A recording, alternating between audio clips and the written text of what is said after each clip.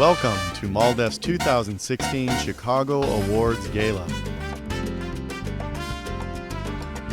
Tonight is brought to you by the generous support of our co-chair, Walmart, helping communities save money and live better. MALDEF is grateful for the support of its national sponsors, Anheuser-Busch, Toyota,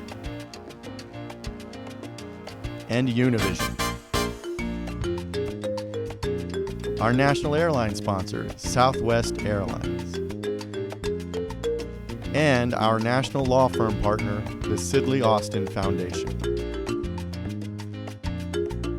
Tonight, MALDEF is proud to honor Executive Director of the Notre Dame Center for Arts and Culture and former MALDEF board member, Dr. Gilberto Cardenas. Attorney with Baker & McKenzie LLP, Amalia S. Rioja. And Cook County Commissioner for the 7th District, the Honorable Jesus Chuy Garcia. Please welcome your Master of Ceremonies for this evening, anchor and reporter for ABC7 Eyewitness News, Stacy Baca.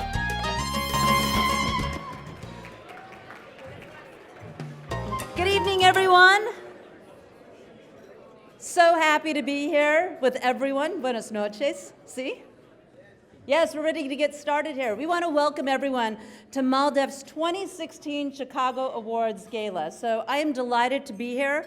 I've been asked to be your host this evening, and very rarely do I go to an event and I actually have a teleprompter. So this is like almost surreal for me. I'm so used to just chatting with all of you. So I want to make sure I get everyone's names right and everything, so I might be following along here. But tonight would not be possible without, of course, all of your support. We have a great program as well. Amazing honorees this evening. Important information as well about MALDEF. So who is here for the first time, a first MALDEF event? Raise your hand. All right, newcomers, welcome everyone. Also, MALDEF opened its doors, a little history to those of you, in 1968 in San Antonio, Texas, followed by coordinated efforts by Latino lawyers and community activists from throughout the southwestern United States to create really a legal organization that, of course, serves the Latino community, yes? MALDEF sought to fulfill the critical needs of the nation's growing and continuing to grow community. Through litigation, through advocacy, through community education, MALDEF's victories as well throughout the decades have immeasurably benefited the Latino community, as I'm sure you're well aware of, securing its right to a meaningful vote, to equal education opportunities, to a non-discriminatory workplace, to fairness, justice, and government services as well. At the same time, MALDEF's efforts have secured better laws, more respectful of civil and constitutional rights from Congress, from the legislature, around the country as well. So as Latino legal voice for civil rights in America, really, MALDEF has helped bring about significant gains in the area of civil rights across the country. So just last week, this is how busy they are, MALDEF's president and general counsel, Thomas Sines, right here in the middle, Thomas,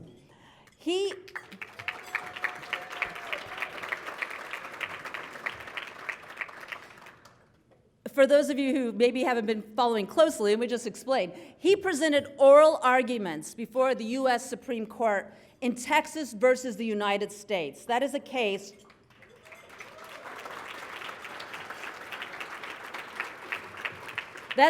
challenging the constitutionality of President Obama's executive actions on immigration, including the expansion of deferred action for childhood arrivals and also the initiation of deferred action for parents of Americans.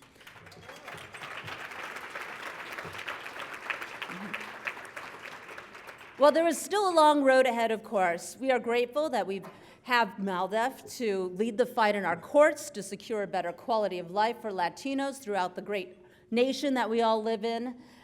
And we also are grateful to have the support for this very important work that is taking place behind the scenes, that you may not see in the headlines every day, but the toiling, the hours, the courage, everything that it takes to move forward and really make a movement and to be able to do this sort of work. So the program this evening will celebrate the careers, the accomplishments of several amazing individuals who have really dedicated themselves to what this is all about, safeguarding and expanding the civil rights of the Latino community. So as you'll shortly see, we recognize them for their selflessness, their courage, and their willingness to move forward no matter what they may be facing, no matter what courtroom they may be standing in. So first, to start things off tonight, I would like to introduce Illinois' one of foremost legal leaders right here, Attorney General Lisa Madigan.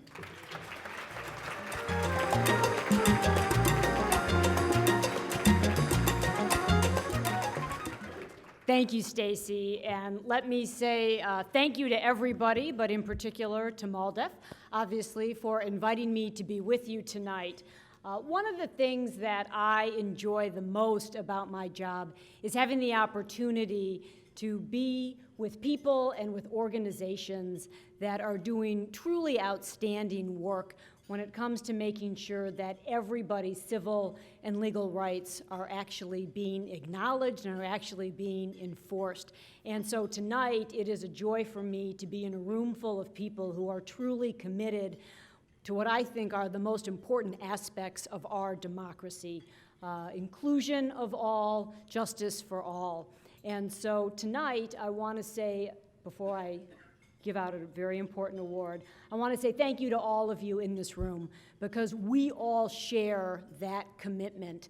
And all of us, whether we serve on the MALDEF board, whether we work at MALDEF, whether we are just friends and supporters of the good work that MALDEF does, we are all joined together by this common desire to make sure that everybody in the United States is going to be able to fully participate in our democracy. And so thank you to everybody for all of the work that you do. Tonight, I have the incredible honor and the incredible pleasure of being able to give out the first award, which is the Legal Service Award, the Excellence in Legal Service Award. And that award is going to somebody who is a great friend of mine, as well as a great lawyer, Amalia Rioja.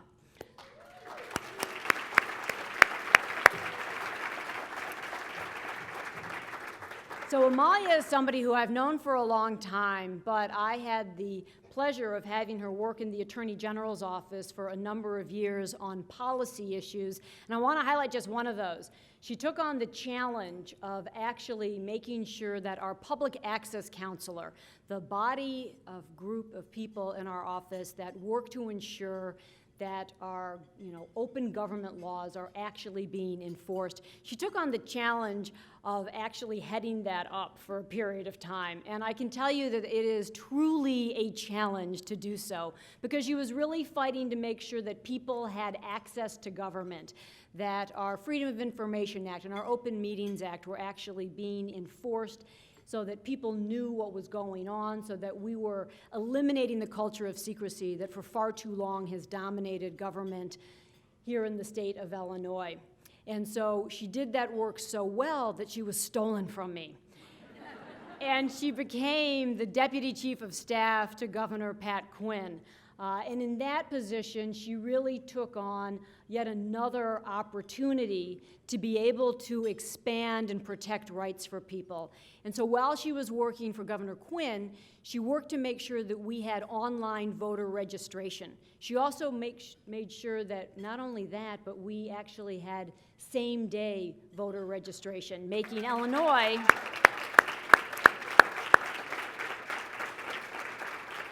the 11th state in the country to provide for that. And so those are just some of the things that she has done well. She has been working to make sure that we are protecting certainly the right to vote, which I would say is what the centerpiece of any democracy, and certainly making sure to do that at a time when voting rights are being challenged all across this country. And so it's even more important what happens at a state level to ensure people do have access to the polls and can vote. But to me, what is very important is also not what you do at work, it's what you do when you're not at work, when you're not being paid, when you're not on the clock, that oftentimes truly demonstrates your character and your commitment. And I got to know Amalia, I think, first when we were both founding members of IWIL, which is the Illinois Women's Institute for Leadership. There's some good women who've gone through that program, obviously, in this room. But I want to tell you something very specific about Amalia's role, because here, my role is basically just to be there and to say, this is a great thing to do. But Amalia really took on a difficult role. She was, I think, our secretary to start with, and so she'd be at all of these meetings, and she'd be taking the notes, and she'd be making sure that things were actually getting done, and she helped draft all of our rules and the board policies.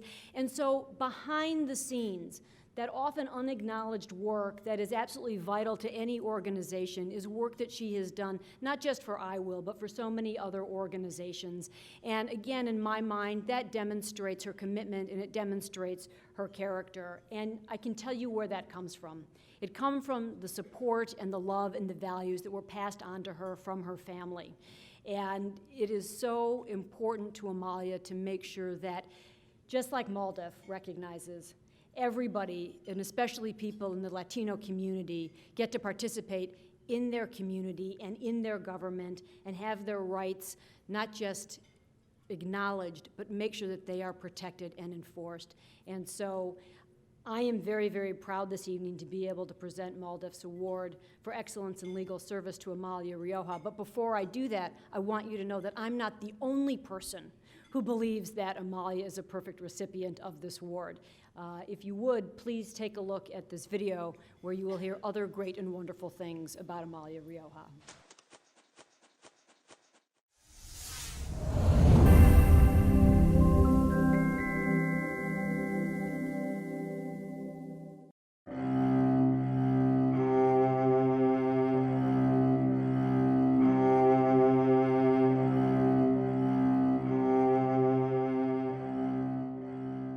So Amalia is a very outgoing person. She's warm, she's kind, she's just a good soul. But underneath that, she is ferocious, committed, dedicated, and has strength that really is admirable. You know, I think the thing that I've learned from Amalia and what I most notice about her is that she is the embodiment of grace under pressure. There's just never a moment when you see her frazzled or exasperated. No matter how much she has on her plate, she manages to do it all, to do it with grace, to do it with dignity, to be kind, to have time for people. She's just a real lady. I mean, she's breaking ground here every single day with her professional success. And she does it in such a good, professional, and honest way that I know that it not only is going to inspire other young Hispanic women to follow, but it's also going to be a testament to the fact that her values are the right values. What I've learned most from Amalia is that when you're in a negotiation situation or you're talking with someone who doesn't necessarily agree to you, to be thoughtful, caring, listen, and then try to find common ground. And that is a great way to solve problems and to make the world a better place. I've seen her involved in political activities. I've seen her involved in community activities. I know she was on the board of Mujeres Latinas en Acción and really was instrumental in helping them raise the capital dollars they needed to have their new building. And that building, obviously, is a legacy of serving women, children, and families in the community. She took me on a personal tour of the original facility, which was pretty basic, and convinced me that this was really an important place for women, many of whom were undocumented, who were the victims of domestic abuse.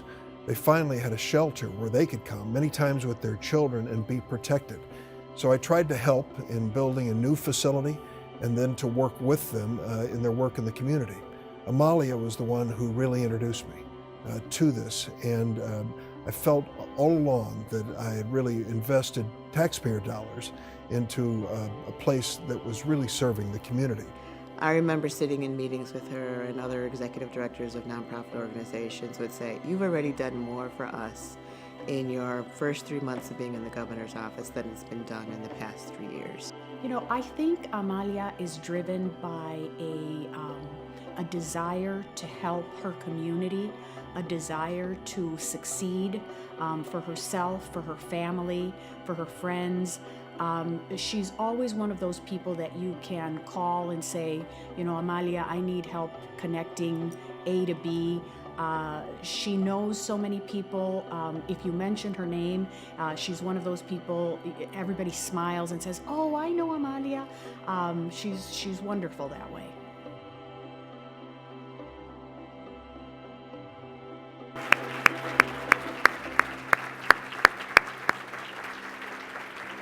Ladies and gentlemen, MALDEF is proud to recognize Amalia Rioja as the 2016 recipient of its Excellence in Legal Service Award.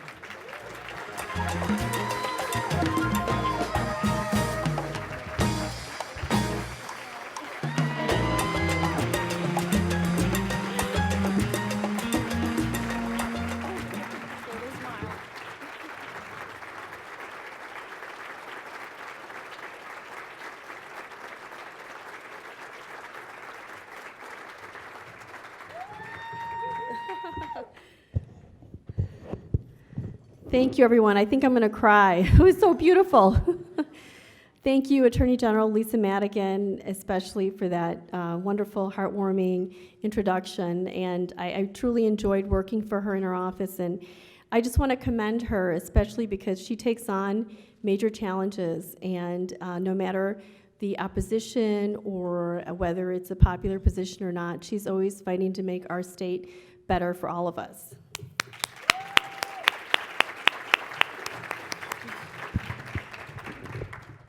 I have to say, it's so nice to have a podium that's lower to the ground, because I had told the MALDEF organizer, I think I'm going to need a stepping stool, but it's so nice that it's a little bit lower. So, I'd like to thank my fellow honorees, Commissioner Garcia, Dr. Cardenas. It's an honor to be recognized with all of your achievements as well, and it's really a great honor for me to be here, and I want to thank Tom Saenz and MALDEF, the whole MALDEF family and the board for nominating me. I was initially shocked when I got the call that I was getting the award because I had no idea I'd been nominated. And thank you to Luisa Chavarria, who was the individual who nominated me. It is such a huge honor.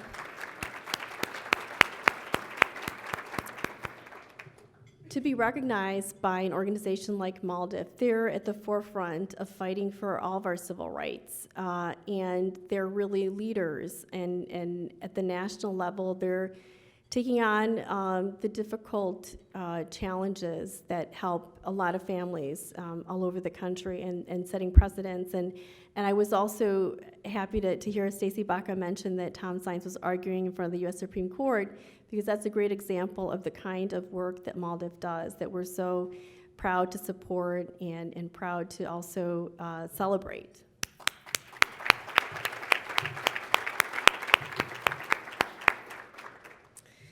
I would like to thank and recognize my dear family. Most of them are here. My parents, Edmundo and Amalia Rioja, my sister Ligia Rioja, my brother-in-law Jim Paris, and as well, of course, as my boys here, Nez and Maximo, and their dad, Marty Castro. They are all really the backbone of my existence, and they allow me the freedom to pursue my professional and personal goals. So I'm very grateful for their support. And I especially want to thank my parents, my mom and dad, because really since my boys started school, since junior kindergarten, my dad has been watching them. Both my parents, my dad picks them up from school almost every day. And I used to joke around, he retired and then he became a full-time nanny. So he's a great nanny. And now he's chauffeuring them all over River Forest and Oak Park to all their activities. I'd also like to acknowledge and thank my Baker McKenzie family. I started at Baker right out of law school in the 90s, and really that's where I was born and raised as a lawyer. And I'm very grateful for the experience I got there, and also for the great friendships that I started there.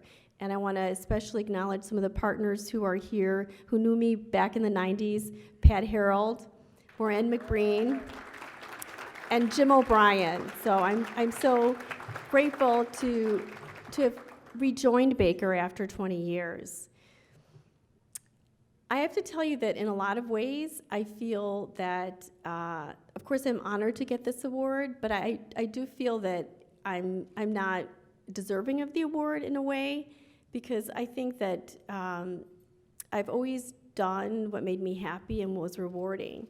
So I never felt like the chapters in my legal career were a sacrifice or a chore. Certainly I've had my rough days, especially when my bosses lost elections. But my work has always been a labor of love. And I also feel like this award is really a community award, an award that I'm happy to accept, but I really accept it on behalf of all the people who've helped me and supported me all along the way. And many of those people are here in the room now, and really without their support and guidance, I would not be here and being acknowledged for my achievements, which are really only the result of a collective effort. Now I'm going to share with you a personal story, a short personal story. As many of you know, too, I've planned many events, I've worked on many causes, many organizations, and those of you who know me well know that one of my pet peeves is really long programs. So I will keep this brief. I have to tell you, I've never imagined being here where I am, being a lawyer and having worked on these amazing initiatives and worked for so many amazing elected officials and been given the honor of working on important issues. I was born in Bolivia. My family immigrated to Chicago when I was 2. I learned English when I started kindergarten. I was painfully shy, so shy that I remember in the 1st grade, I was too embarrassed to raise my hand to ask to go to the bathroom. So I actually went in my pants. My boys love that story. They think it's hilarious. I grew up in the western suburbs, and at that time, there's very little diversity. And my sister and I were the only brown kids in our grade school, and high school was very similar. I always felt different, and I always felt like I didn't fit in. But I don't think that's really that unusual. I think many kids grow up feeling a bit alienated or unaccepted, and for a number of different reasons. Maybe because they're gay, or maybe because their family doesn't fit into the neighborhood. My point is, I overcame many of these obstacles, some of them self-imposed, some of them external. But regardless, if I can do it, anyone can. So thank you very much, Maldiv. I will always treasure this award, and I will continue to work hard towards earning it.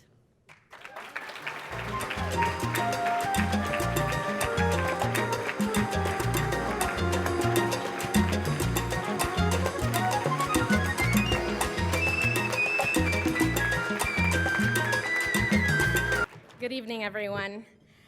I came to MALDEF because this is what I wanted to do. I wanted to work on behalf of Latino civil rights, and I landed my dream job, so I'm the happiest person ever, right? So I want to tell just a brief story about what I do and what I guess the calls that I answer on a daily basis. And one of those calls I got yesterday, and so I figured I would tell that story today. And I got a call that a school district out in the suburbs wouldn't enroll a student. She's 16 years old. She should be in high school. State law mandates that anyone under 17 should be enrolled in high school. I've got my Illinois State Board people around here somewhere that can say yes to that. And so I heard her story, and they won't enroll this student just because I think she's an English language learner. And so we've started to hear these stories, I guess, and this is a story similar to this one is included in your booklet, but we started to hear these stories at some point, or 20 years ago, they wouldn't enroll students because they were undocumented. Now they're using new excuses. And so our strategy and our defense of these students has had to evolve, which is good because we're attorneys and we can do that, right? We can think about it and move and do all of that. But what I want to say is, so this story isn't resolved yet, but I've talked to some of my people here tonight, and they've said that it should be resolved soon. But my work that doesn't end up in the news and that doesn't end up on a press release is enrolling a student in school, a student that should be enrolled in school, that has the right to an education. That won't end up on a pleading. That won't end up in court, hopefully, because we want that student enrolled in school today, right? Tomorrow, Monday at the latest. And that doesn't end up in the press release, but I answer these calls and I get these calls regularly, and which is sad, really. But helping enroll kids in school that should be in school, that are being kept out for new reasons that really are discriminatory. That's something that we do. Something else that we do is try to get pensions for undocumented employees, right? They get terminated because they're undocumented, and then we help them get their pensions. That's also in your booklet. Work on behalf of DACA students who won't get employed by private companies because they're not sure they'll have status tomorrow. We don't know if an H-1B visa is going to have status tomorrow. Isn't that the same? So that's a little bit of the work that we do. I don't know if Tom's pulling me off the stage yet, but I think he's going to. So I'll move on so some of the board members can talk as well. What we do is important. So please help.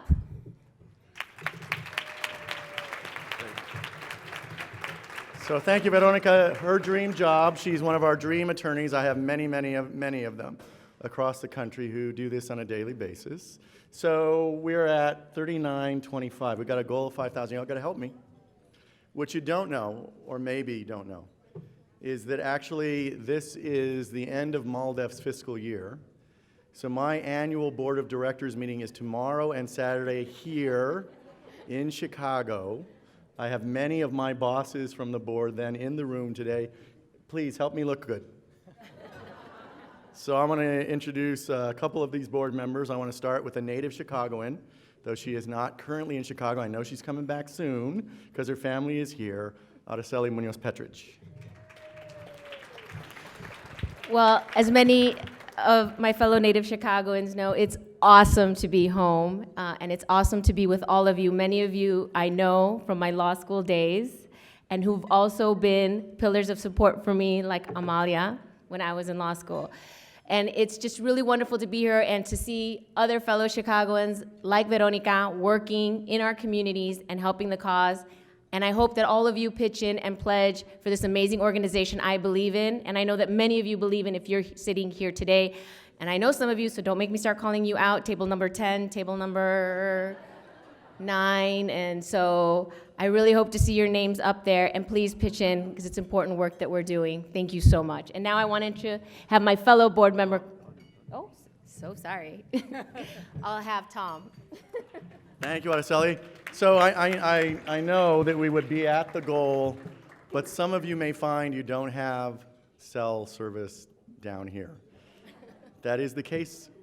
We are going to help you. I have volunteers ready to take checks, cash, pledges. Where are my volunteers? Cynthia, there's one in the back, and at that table at 22, they're ready to run to your table if you don't have cell service, not to help you find a different provider, but to help you with this immediate task of getting us to our goal. So the last person I want to introduce is a board member who I asked to do this because he is a trial lawyer. So he's used to making impassioned closing arguments, which he's going to do tonight. But the sooner we reach the goal, the sooner I will make him stop. So, you know, if you've been on a jury or you've seen any of those TV shows about trial lawyers, you know this could be really long if we don't get to that goal soon. So let me introduce from El Paso, Enrique Chavez. Well, you know, I knew the reason Tom asked me to do this was because I'm accustomed to asking people for money. And so you're not going to be surprised when I say, look, Tom really, really needs the help tomorrow at the board meeting. And so we want to make him look good, okay? So $5,000, that's kind of too low. So let's do $7,500. $7,500. Does that seem doable? Right? We can do that for Tom because we want to make him look good. Now, but seriously, I was reading the book of James in the New Testament recently, and there is a scripture there that talks about what righteousness means, and righteousness means, in part, taking care of the orphans and the widows. Now, this is important because in the Bible, orphans means those who are powerless. In the Bible, the direct translation of widow from Hebrew means those without a voice. And so really, $120 in this ends. Seriously, come on now. $7,500. And so, but the point being is that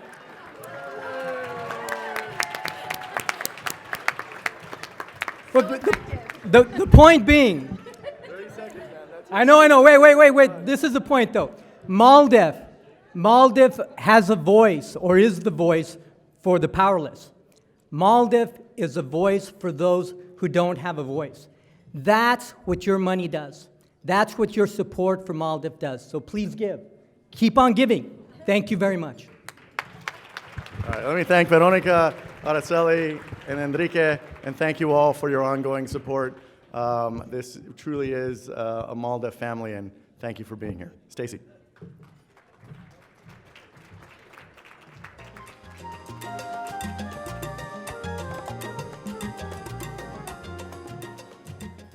I almost want to stand here because look at how close we are. Did I hear 7,500? That's awesome. Okay, we're this close. Okay, hopefully by the end of this segment right here, we'll actually hit that goal. That's an awesome goal. This is so cool to see that and realize that we were able to do that just in the short amount of time. All right, well, it is my honor to introduce MALDEF's Excellence in Government Service Award recipient. Cook County Commissioner Jesus Chuy Garcia is a progressive leader who has fought to improve lives of people, ran in an election, as we all know, as well. Commissioner Garcia developed his first interest in politics at St. Rita High, inspired by the speeches of Reverend Martin Luther King Jr., United Farm Workers Union leader as well, Cesar Chavez. In 1986, he began his career in public service, elected alderman in the 22nd Ward, and in that capacity, he advocated for an ordinance providing help for immigrants with completing forms, writing letters, applying for green cards issued by the federal government. So Commissioner Chuy Garcia left the city council to run for Illinois Senate 1992, became the first Mexican-American elected to that post. He succeeded in passing legislation that set limits on fees charged to immigrants by notary publics, among many other major victories for him as well. So in 2010, Chuy was elected to the Cook County Board of Commissioners. He's received many distinctions for his tireless advocacy, of course, of social justice and other issues. And at this time, we would like to welcome Commissioner Chuy Garcia to come up here and be recognized for this Government Service Award.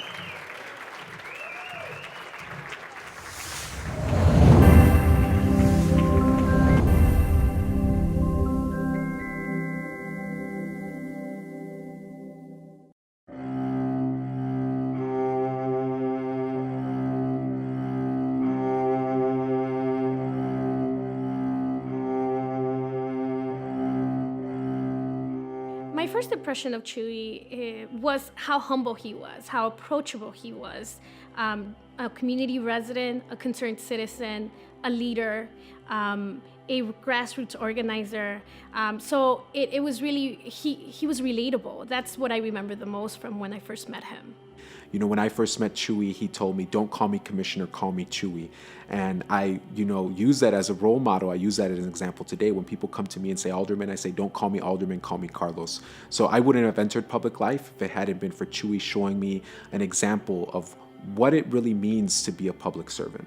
Again, I think part of what's important is that he's not just making an impact in the Latino community as a Latino politician, but that he's fighting for the things that all of Chicago needs and wants. During his first term as Cook County Commissioner, Chuy took on several initiatives, but all of them had one thing in common, and it was to advocate for the needs of people that cannot advocate for themselves. His protection of minors ordinance was intended to keep guns out of the reach of children so that there wouldn't be so many deaths in our communities, especially of children. Another initiative that he led was this effort to expand housing choice in suburban Cook County so that persons with disabilities, veterans, low-income families, single moms with children would have access to affordable, decent housing. We didn't have Latino elected officials that were really for us and not for some special interest from outside of the community until Chuy Garcia came on the scene. And we wouldn't have an independent movement of progressive Latinos in the city of Chicago if it weren't for Jesus Chuy Garcia. Chuy's legacy is inspiring people to pick up fights that seem insurmountable. Chuy's legacy is building power for working people and taking on the rich and powerful and saying enough is enough. Little Village, the Northwest Side, Humboldt Park, they're going to have a voice in the halls of power. They're going to have representatives that truly speak for them. There's something about knowing that an immigrant who came to the U.S. not very far from where I grew up can make such an impact, not just in the Latino community, but in politics in this country is pretty exciting. Like you don't see that every day. So clearly, Chuy's commitment to justice, his courage, his commitment to making a better community, which is what I've always known him to stand for, is a message that clearly resonated with many of the voters in the city of Chicago when he ran for mayor last year. And if this is what he's done over the past couple of years, I can't wait to see what's in store for the future.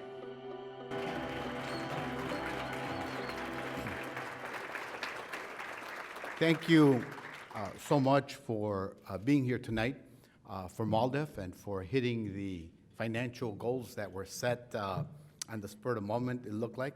Casi. My relationship with MALDEF goes way back to the 20th century, as a matter of fact. When I was working as a paralegal at the Legal Assistance Foundation of Chicago, and we're dealing with all kinds of cases that just came to legal aid on 16th and Blue Island Avenue. And some of the cases that came to me, where people were looking for help, had to do with undocumented children being denied enrollment into Chicago public schools. So who did I call? I called MALDEF. And MALDEF came to the rescue. They called, they visited schools, they wrote letters, they had the big stick, and they had the law on their side. So that's where my journey with MALDEF began. And it didn't end there. In 1977, I went to my first field trip to Springfield. It wasn't for 8th grade, it wasn't for high school. It was because crazy legislators in Illinois had decided that they were going to regulate immigration, which is Congress's role, and they started legislating, they attempted to legislate crazy things like employer sanctions, denying public education to children in Illinois, denying social services to legal residents and to the undocumented, and including emergency medical services. We went to Springfield, and that was a real awakening. It was on my day off. I was working for the Legal Services Corporation, so you can't do any of that stuff. So we went down there to do advocacy work. What we discovered on that field trip was that Latinos in Illinois, as it relates to the Legislative Assembly, didn't exist. They were unknown, invisible. People looked at us pretty awkwardly when we were down there. But we also had the opportunity to meet good legislators. They were African American, and they were Jewish, and they were progressives from all over the city of Chicago. We came back understanding what being invisible and powerless is all about. And that was the beginning of an effort that said, we need to get involved in politics. We need to elect our own to represent our community. And that was the beginning of a new relationship. Thus, in 1982, I was given the task of finding a plaintiff to sue the city's discriminatory ward map that denied our community an opportunity to elect our own. I found a recently registered 18-year-old woman from Little Village. She became the lead plaintiff in that case. Make a long story short, we won. A new election, a new map was drawn as a result of MALDEF's intervention in the federal courts. It went to the Court of Appeals. A new election was held. We elected 4 Latinos to the Chicago City Council. It helped Harold Washington gain a majority in the City Council. So it's been a great odyssey, a great journey, and it's not over. I left some things out here that I was going to say, but they said 3 minutes. It's not over because just 2 weeks ago, I retained my organization, the Mexican American Legal Defense and Education Fund, to represent the people of the state of Illinois in forcing the state to comply with a law that was passed within the last 2 years that obligates the governor to say who he has appointed to boards and commissions in the state of Illinois. So I'm proud to say I'm currently a plaintiff for the community, and MALDEF is my representative in court. Thank you so much. Thank you for the award.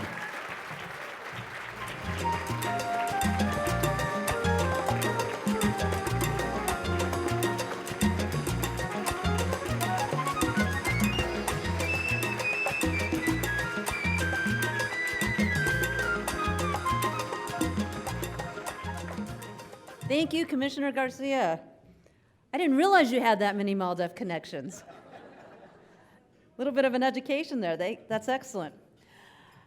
All right. Well, next, our final award goes to a person whose work in life has long been an important part of MALDEF as well, and is a renowned expert in the immigration field.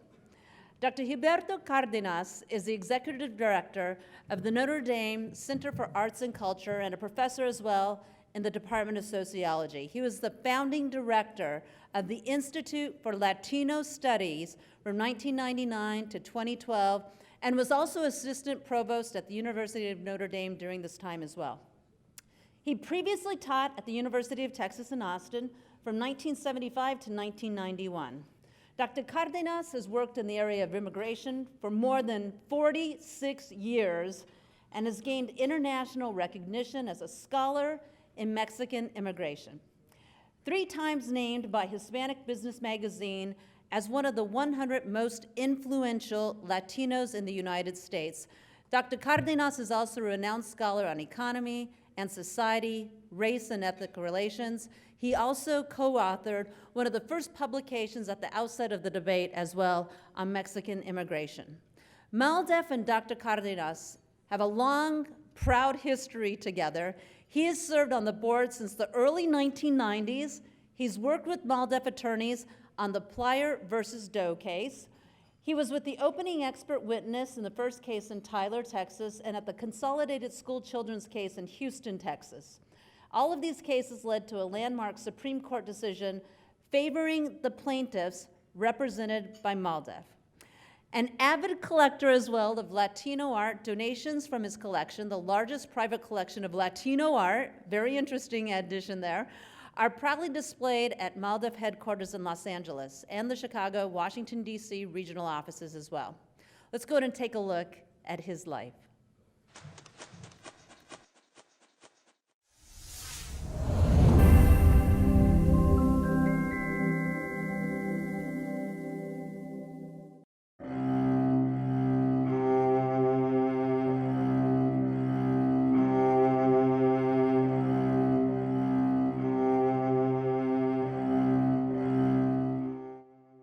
I had heard about Gil, so when I finally had a chance to meet him, I was like, wow, he's such a super intelligent guy, but yet he's an everyday kind of person at the same time, so I was very impressed with him.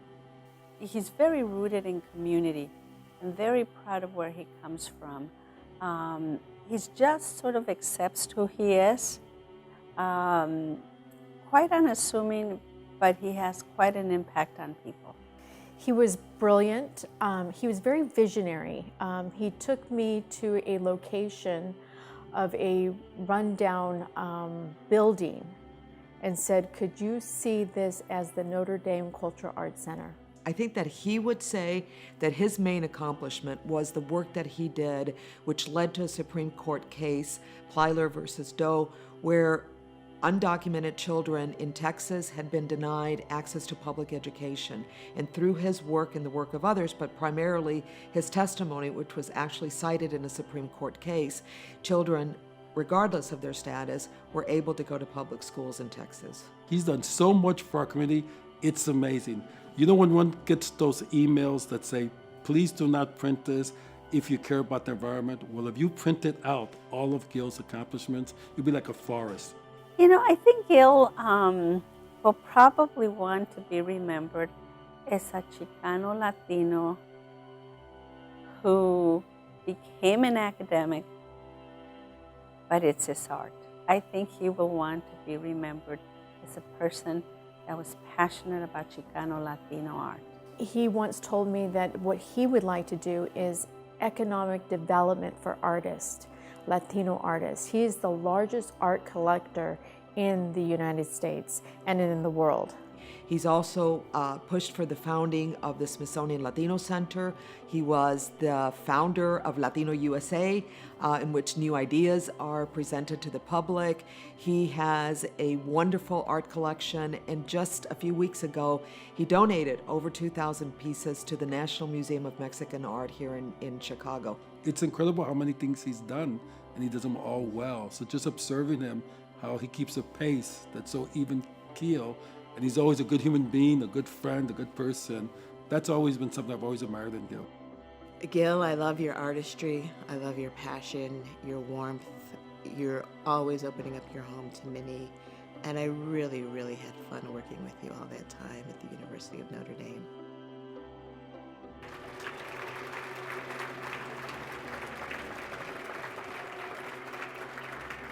The man with the resume as big as a forest, Dr. Cardenas.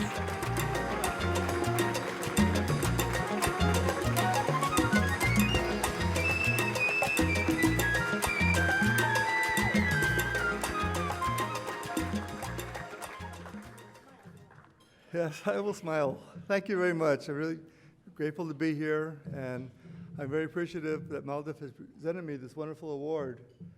And grateful to be recognized by an organization that is so dear to my heart and that has been so intensely involved in social justice and supporting our rights. It's been a great fortune to work for a number of years with MALDEF, with the leadership, the staff, the board, the supporters like yourself who have been really behind MALDEF's efforts like tonight and other times. I hope you continue your donations throughout this year and the years to follow. I had the privilege many years back working with Vilma Martinez. Actually, this was when she was president in 1975. That year, I joined the faculty at the University of the University of Texas at Austin. I say this because Vilma would publicly credit me for developing an interest for MALDEF in immigration. They prioritized immigration later, she told me, because of her participation in a panel that we organized at Texas and later on led to a publication. So I'm really grateful to Vilma, and it was a pleasure to work with her during those years. I remember the first board meeting I attended ever with MALDEF in Los Angeles, and it was the same day that we heard that a great leader had just passed, Cesar Chavez. MALDEF's president at the time was Antonia Hernandez, and I will never forget the pause that she took before she announced that Cesar had passed away. It is in the spirit of great leaders like Cesar Chavez, Tom Saenz, Antonia Hernandez, and all others who have been involved with MALDEF over the years. It's my honor to be with them as well. I want to take this opportunity now to express a great concern I have about the appointment of the next Supreme Court Justice. This, in my opinion, is the most important issue facing the entire nation today. I'm also hopeful that the political agenda will be guided again, once again, as it has been in the past, without the absolute position by elected officials in both parties that follows the line of me first, party second, nation last. I can understand this position during political campaigns, but it'd be less of a priority. It should be less of a priority for elected officials to do this in the Congress or in the presidency. We're a great nation today because of elected officials who were committed toward serving the nation first during hard times, and not just serving a minority of interest or primarily the wealthy. We need more statesmanship, less absolutism in government. Thank you, Tom. Thank you, MALDEF. Thank you, Valerie Cantor, for all the remarkable achievements during her lifetime. What an honor to be associated with her name. Mil gracias.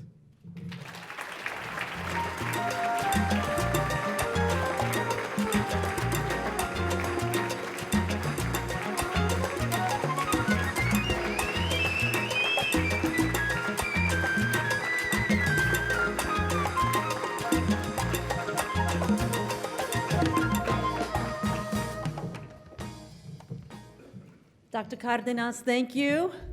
Rarely do I say something like this, but I could have heard so much more too. I know we have shortened speeches, but I'm like at the edge of my seat wanting to hear more information and just insight too. At this time, I would also like to recognize, and let me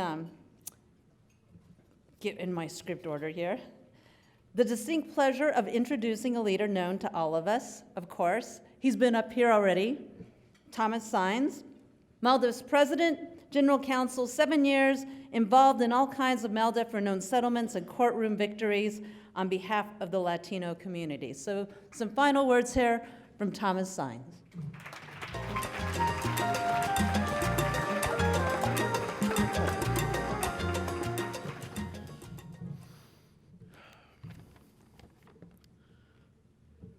I hope that, like me, you all feel energized and inspired by the atmosphere this evening, by the speeches this evening, and by your colleagues sitting around the room this evening. I certainly feel that way. I begin, as always, with appropriate expressions of gratitude. Let me first, once again, thank Stacy Baca for her tremendous job as our host and master of ceremonies this evening. Thank you so very much. Of course, this dinner every year plays an important role in funding MALDEF's obligations to serve the community, and it would not be possible without the support of our dinner committee. So I would like to ask all of the members of our dinner committee to please stand this evening and be acknowledged for your efforts on behalf of the Latino community.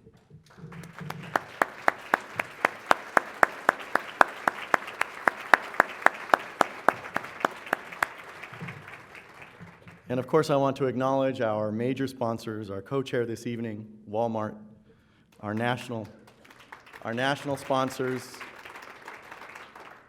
Anheuser-Busch, Toyota, Univision, and our national law firm sponsors, Sidley Austin, and our national airline sponsors, Southwest Airlines. Thank you all for your ongoing support. You all heard me mention earlier that our board of directors annual meeting begins tomorrow here in Chicago. So I have a number of board members from across the country who have flown here to be present not only for that meeting, but this evening as well. We also, of course, have a rich, rich history of board members in the Chicago area who have served us and ended their terms and continued to maintain their dedicated support of this organization. So in a moment, I'm going to ask all of our current, past, and future board members to stand, but I do want to acknowledge three because of their particular roles. This is the end of our fiscal year, so for another, I believe, 2 days, our current chair of the board is here and will serve out 2 years. With those 2 days, I want to acknowledge from Los Angeles, California, Zach Guevara.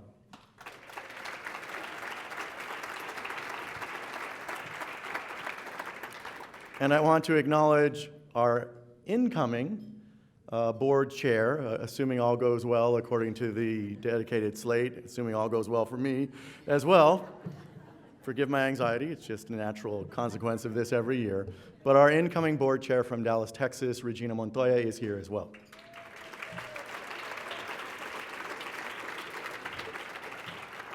And finally, I mentioned that rich, rich history of board members from the Chicago area, and I want to acknowledge and introduce our incoming board member, again, assuming that all goes according to the dedicated slate. Gabe Fuentes is here, and our incoming board member from Chicago.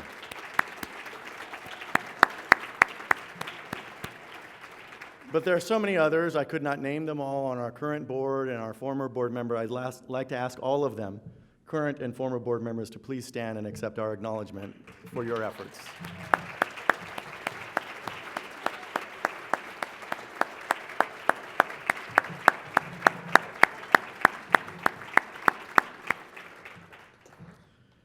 Now, of course, the work is done nationwide by a truly dedicated staff of folks who daily sacrifice. They sacrifice in ways tangible and intangible out of their devotion to the important mission of MALDEF. And again, because of our board member, many of my senior staff leaders are here. And in a moment, I will ask all of the staff members, past and current, to stand. But I do want to acknowledge the current staff in the Chicago regional office, a group that is growing slowly and will continue to grow in the next few months. But let me ask our staff here to stand. Jorge Sanchez, Veronica Cortez, who you met earlier, Sarah Schottel, Irene Padilla, and our incoming staff member who will join us in a matter of days, Juan Vasquez. So thank you to the Chicago staff.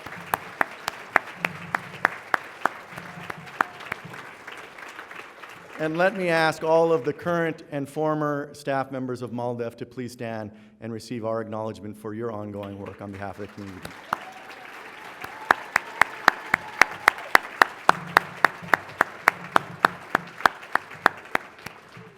If you looked around the room, you know how distinguished a staff we have, and their distinction comes not from money or wealth, it comes not from fame, it comes from their deeply felt commitment to the work that we do. And I am every day honored to work with them as we continue to file cases, to file legislation, to teach the public about all of the critical civil rights issues.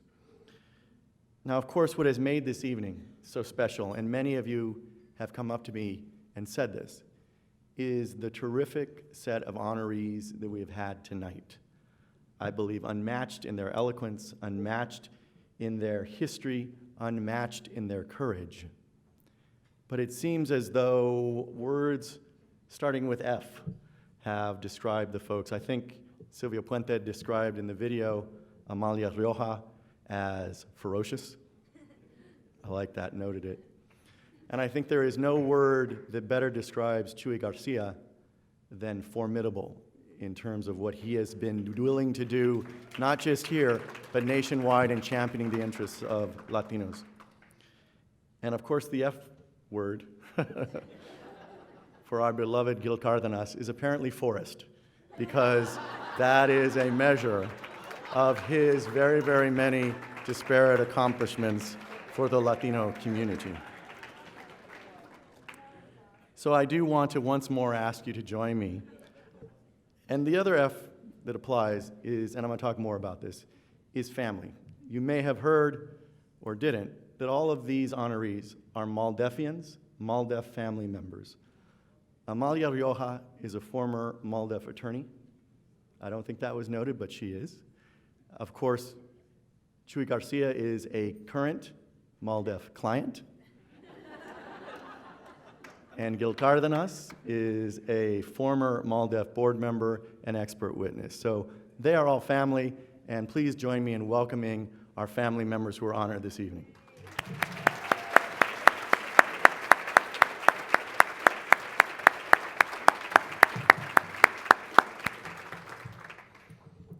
So a few more words before we end about family.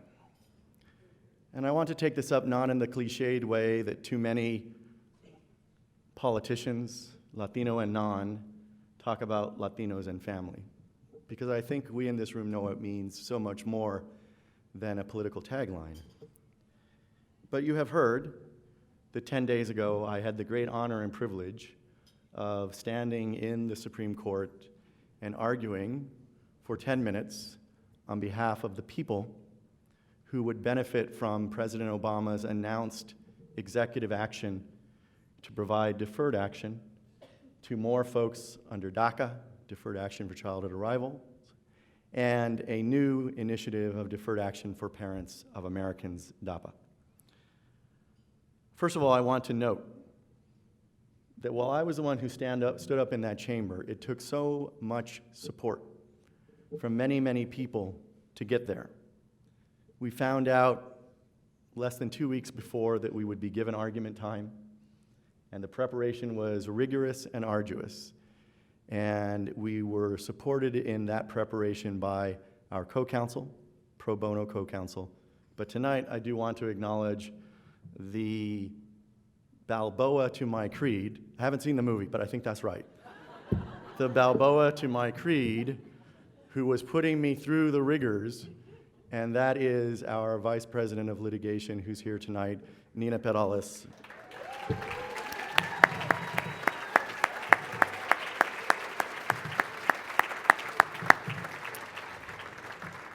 She is also the Balboa because she knows what it's like to be in the ring.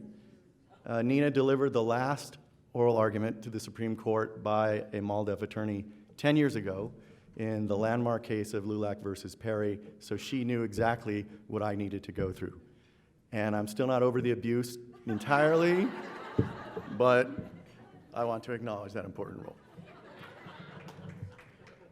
But as I stood there, the word that was in my mind more than any other was the word family. Because as significant as it was to be there that morning and to approach the court and to see the many, many, many hundreds of people who were outside the courthouse that morning to express their views, hoping to be heard by the justices or their clerks about what needed to be done, not for them, but for their families and for their country, this country. But I was also inspired by what occurred 2 days before, on Saturday, when a reporter asked that I meet her at the courthouse for a pre-interview about the argument. And even then, 2 days before, there were mothers outside the courthouse waiting, fasting, sleeping outdoors, in preparation for what would come 2 days later. They were there, chanting and singing, and when I arrived, they blessed me and prayed for me to speak for them well 2 days later. I called my mother, my 80-year-old mother in Los Angeles that night, and recounted this to her. And she said to me, well, that's great, because they were there to do for me what I would do if I were in D.C. with you.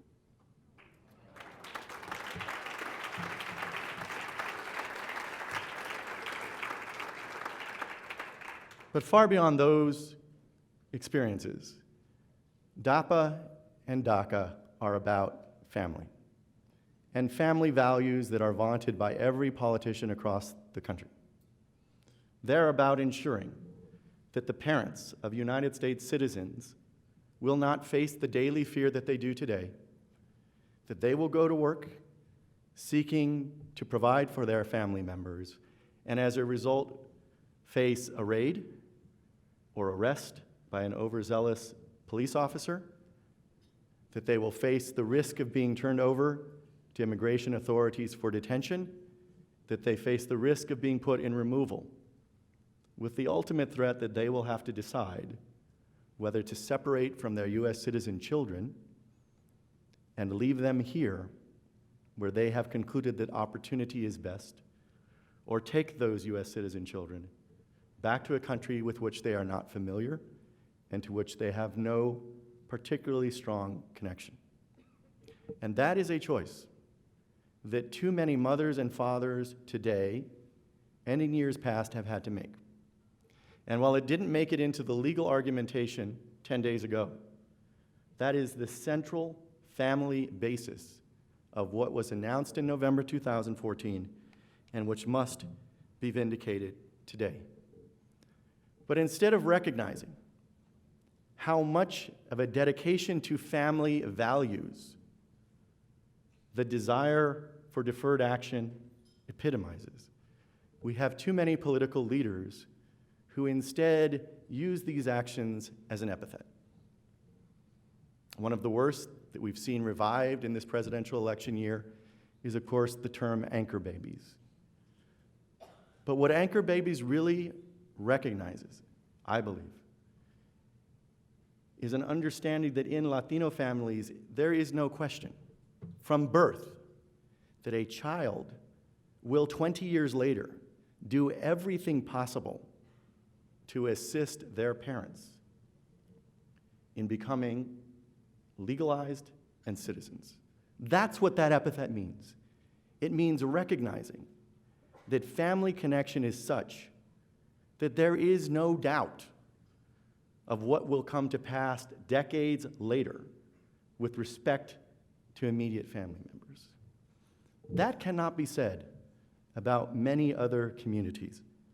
In the Latino community, family is not about what you will inherit in great wealth from your parents.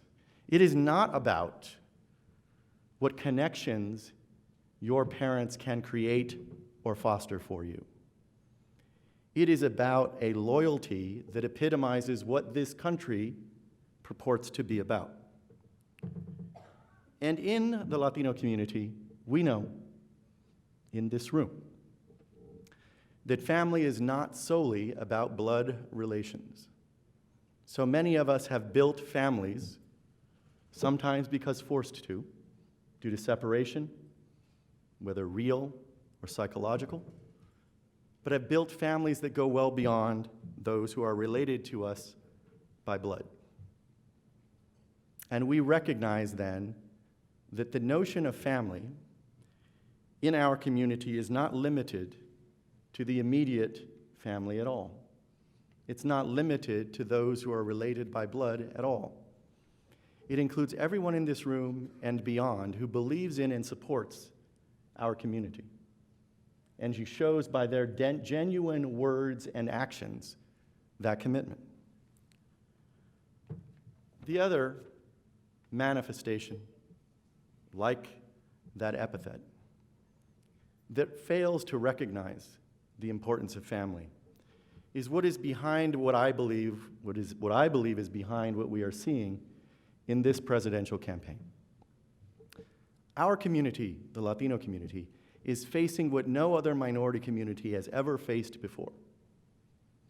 And that is a demographic fear based on the growth and projected growth of our community.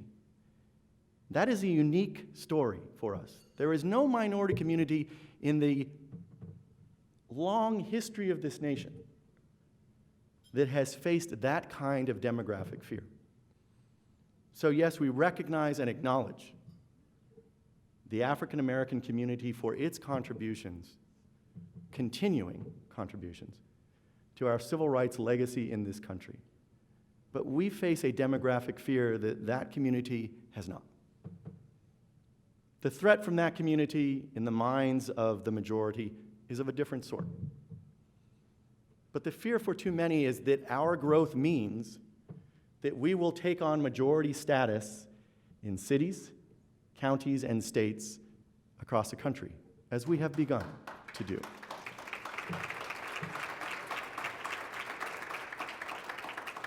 And I have had occasion in the last months and years to talk about this demographic fear and how leaders react to it.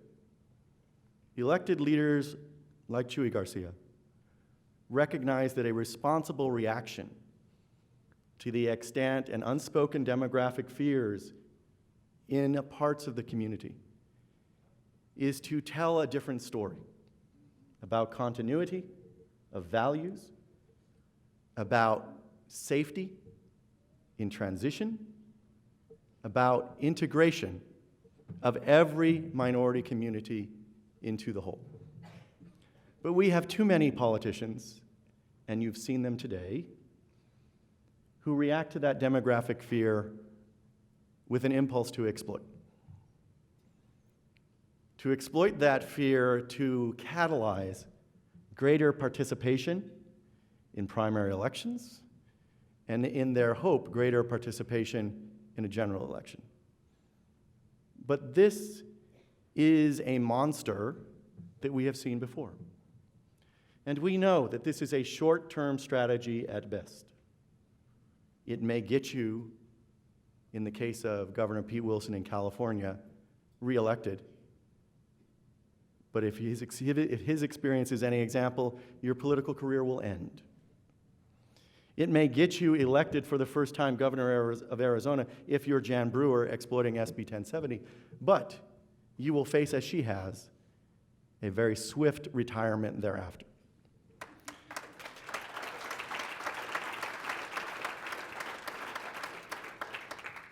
And it may get you, even though this, after Tuesday, may still be up in the air, it may get you the nomination of a major party, but it will not get you to Inauguration Day.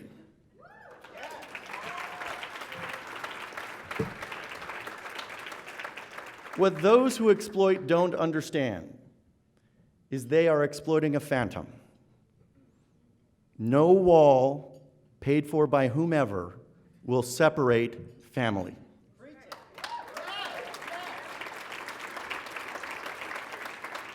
And when you recognize that no epithet will defeat the impulse to ensure that your parents and other family members are protected, you must understand that this short-term strategy has no future. There is no reason for fear. Our family values, deep, extended, committed family values, are consistent with the better principles of our Constitution and of this nation. So we know, with our work at MALDEF daily, that we are creating the story that will be and is used by responsible political leaders to demonstrate that a Latino future is a promising and bright future. We look forward to working with all of you to make that future a reality.